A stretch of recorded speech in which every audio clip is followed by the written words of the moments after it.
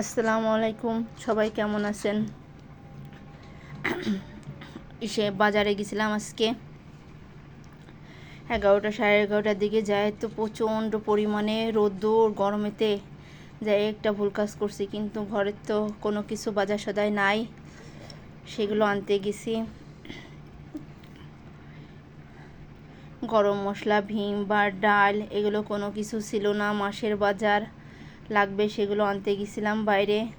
আর কিছুটা তো এই তরকারিরও দরকার ছিল, সেগুলো আনতে গেছিলাম বাজারে।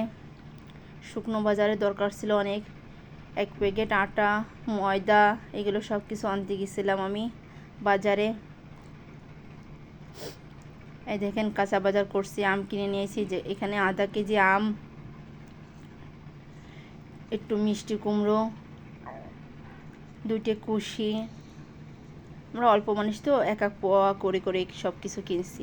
খালি আমটা একটু বেশি কিনা হয়েছে, আধা কেজি কিনছি আম, টক ডাল খাবো বলে। আর এই গরমেতে কী খাবো, উস্তা কিনছি, পটল কিনছি, লেবু কিনছি। দেখেন এই যে লেবু 30 টাকা করে নেছে।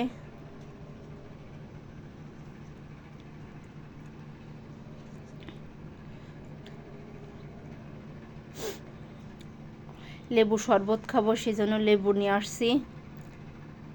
এই যে পটল নিয়ে আসছি, 1 পোয়া পটল কিনে নিয়ে আসছি। এই গরমেতে লেবু না হলে হবে না, শরবত খাওয়া লাগবে। আর এই যে 1 পোয়া উস্তে কিনে নিয়ে আসছি, কালকেরা তরকারি রান্না করব রুই মাছ দিয়ে। উস্তে তেমন একটা ভালো পাই নাই। আর এই দেখেন বাজারের লিস্ট, শুকনো বাজারের। আল্লাহ।